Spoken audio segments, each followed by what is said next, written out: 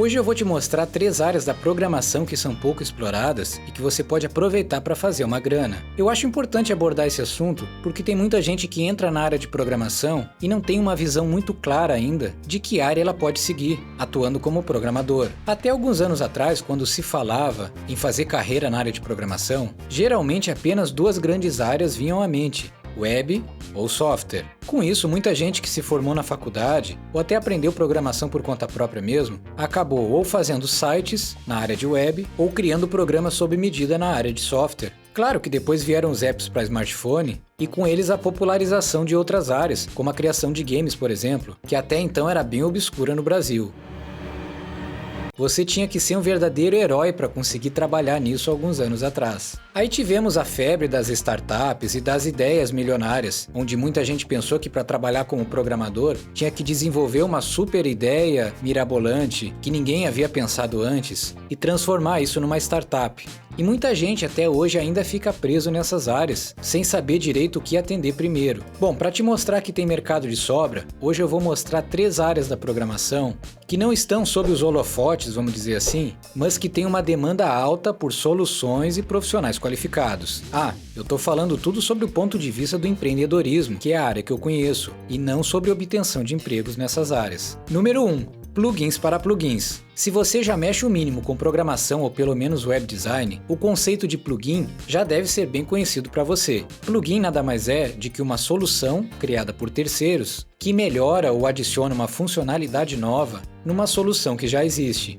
Vamos pegar o caso do WordPress, por exemplo, que é uma plataforma de criação de sites mundialmente conhecida. Todo mundo sabe que o WordPress funciona à base de plugins, que são funcionalidades que ele não tem, mas que são implementadas nele através de terceiros. Bom, até aí nada de especial. A criação de plugin, inclusive, para o WordPress, é um negócio legal. Mas tem uma coisa que pouca gente observa, que é a criação de plugins para os plugins do WordPress. Vamos a um exemplo.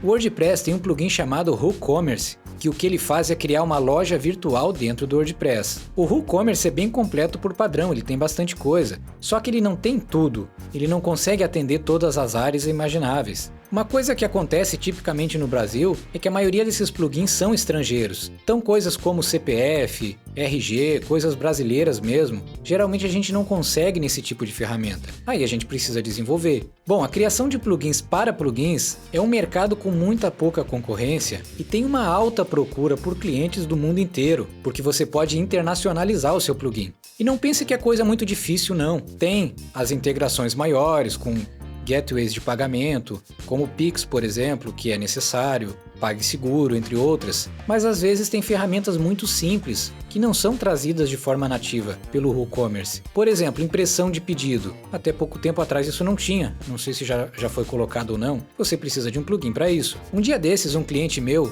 pediu para que quando alguém fizesse um pedido na loja WooCommerce do site WordPress dele, tocasse um alarme sonoro.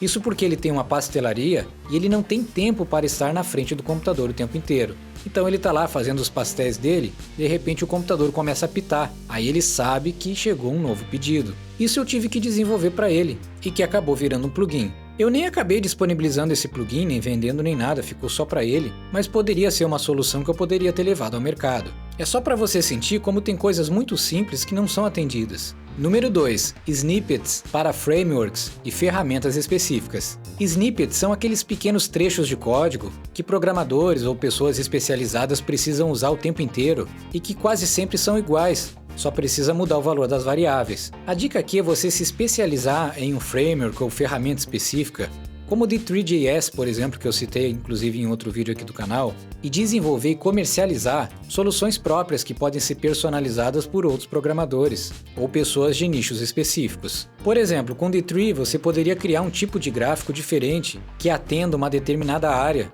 que você viu que não está sendo atendida. E olha, tem gente que mexe com coisa muito específica. Eu sempre lembro desse pessoal aí que faz medições de terra usando o Google Earth, por exemplo, como ferramenta de trabalho. Cara, falta muita coisa nessa área. Conversor de coordenadas GPS, exportadores de arquivo, exportadores de markers, que são esses balõezinhos aí que ficam nos gráficos. Esse pessoal usa muito Excel para armazenar os dados. Enfim, tem muita oportunidade. Número 3. Indicadores para o mercado financeiro. Eu não sei se você está por dentro, mas o mercado de renda variável no Brasil está a todo vapor. Aí renda variável, eu estou me referindo a operações de day trade, na B3 aqui do Brasil, ou mercados internacionais, como o Forex, por exemplo. A ideia aqui não é você investir nessas áreas, mas sim atender as pessoas que investem nelas. Conhece aquela história da febre do ouro dos Estados Unidos, onde quem ficou rico de verdade foi o pessoal que alugou as máquinas e vendeu as ferramentas para os mineiros trabalharem? Pois é, a ideia aqui é a mesma. Esse pessoal que mexe com isso precisa de plataformas de negociação, que são softwares específicos.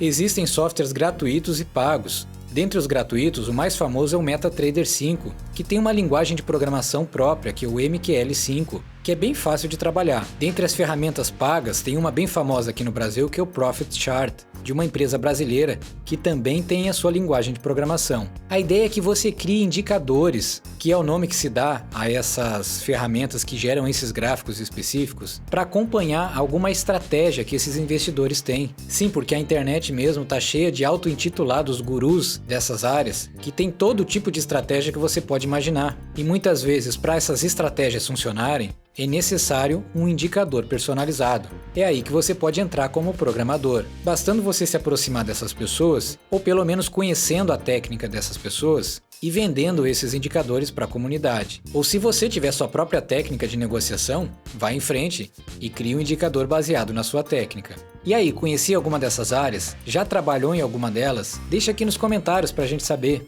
Olha, eu já trabalhei com as 3. A que mais me atrai atualmente é a de plugins, porque eu penso assim, quando a ferramenta principal vai bem no mercado, a ideia é que ela só cresça, e cada vez que uma outra solução surge, às vezes de uma outra área, como é o caso do Pix agora, por exemplo, quase todas essas ferramentas precisam de algum tipo de integração. Aí é uma grande oportunidade de você trabalhar desenvolvendo essas integrações. Bom, eu vou ficando por aqui. Se você gostou do vídeo, curta e acompanhe o trabalho aqui do canal, que toda semana tem vídeo novo, hein? Espero você na semana que vem. Tchau!